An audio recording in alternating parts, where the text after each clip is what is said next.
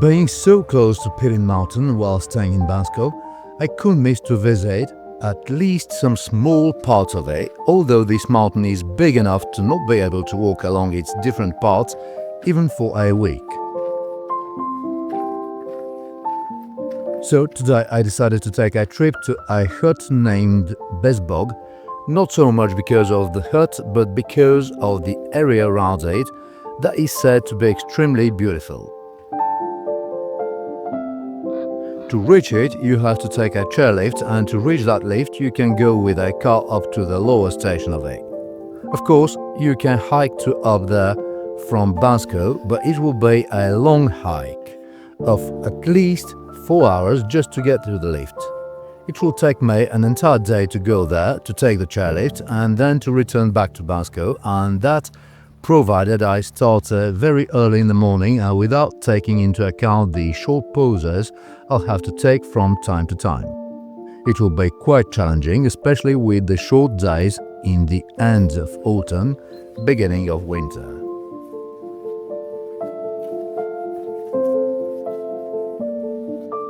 So I opted for the car, but I couldn't help but to stop here and there to enjoy the beauty of the lower part of the mountain, with all the colorful trees along the roads, especially while the weather stayed warm for much longer than usually in this time of the year. And you bet there are some beautiful views. Obviously, the area is often visited by tourists and probably people from the villages and towns in the vicinity.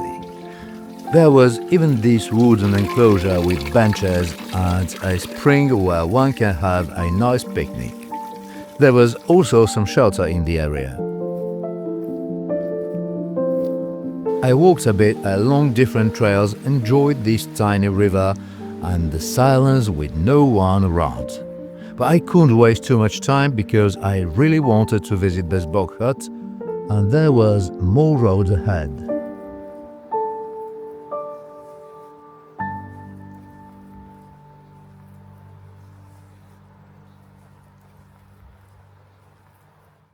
First you have to come to the Gottsedelchev hut that I'll show you when I'm back, and from there you have to take a lift to go to the Bezbog hut, and the lift is that one.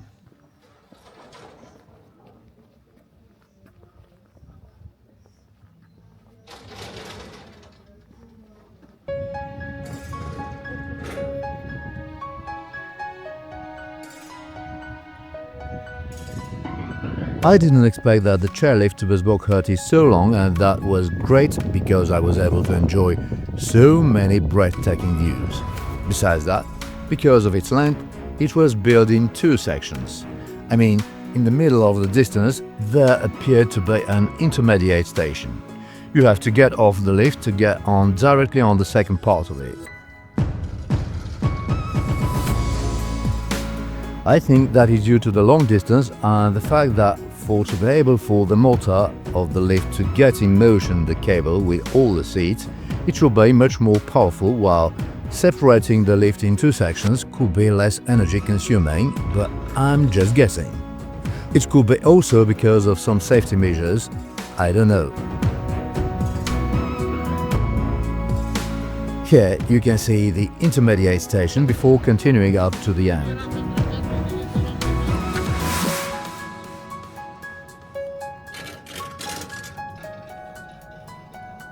Anyway, the ride was very pleasant. While sitting at some altitude above the ground, I enjoyed all these gorgeous trees, beautiful views and amazing landscapes, and at some places it was really high off the ground.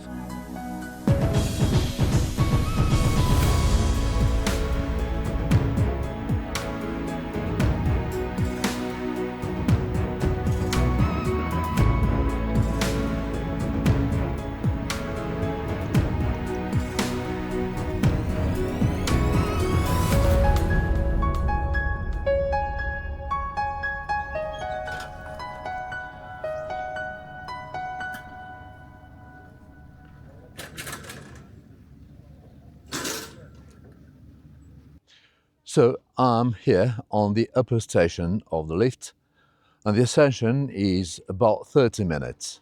a long ascension. And just next to the station is the Bezbog hut, a relatively big one, 4 stories, built of stone and wood, but the beauty is on the other side of the hut.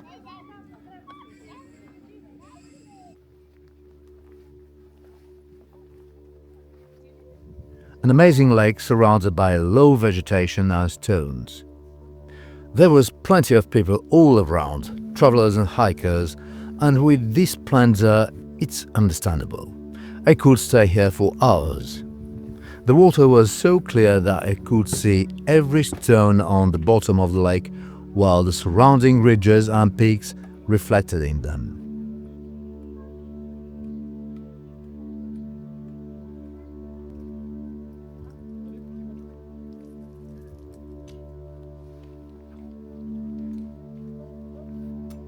I walked along a trail that goes on one side of the lake.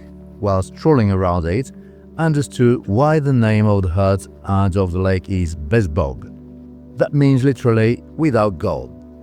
At 2,240 meters above sea level, the area is so gorgeous that I bet the first people who have discovered this place long ago should have felt as they were about to touch the sky and the heaven, although this is not the highest place in Pirin mountain nor in Bulgaria.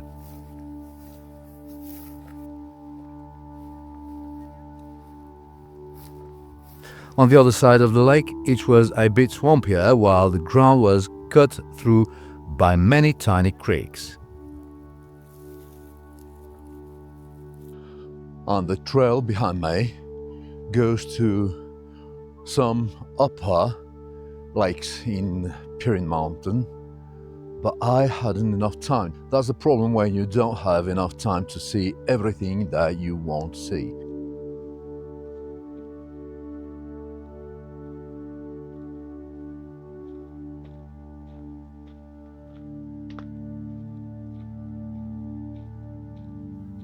I was so enchanted by this area, I didn't notice the passing of time, and it's just when the sun reached the ridge of the mountain, I found I have to turn back to the hut and to the chairlift.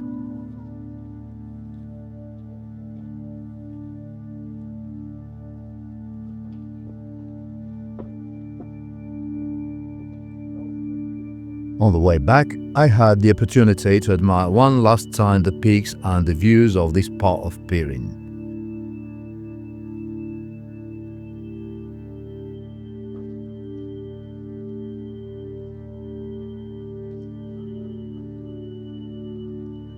The sun is going down and it started to get cold abruptly, as I have to catch the lift back to the lower station and the parking lot, then to return to Bansko.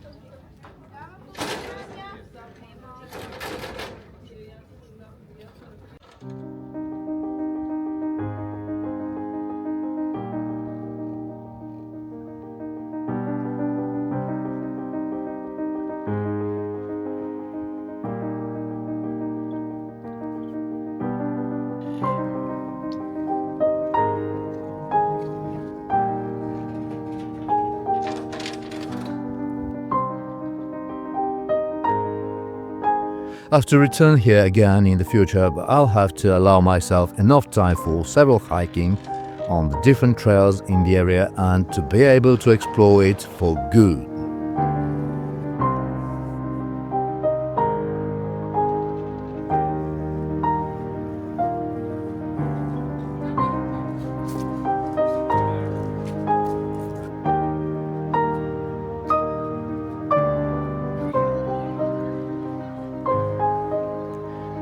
As I promised, before to get in the car and to return to Bansko, I'll show you a bit of this other hut, Godsudalchev, on the lower station of the chairlift.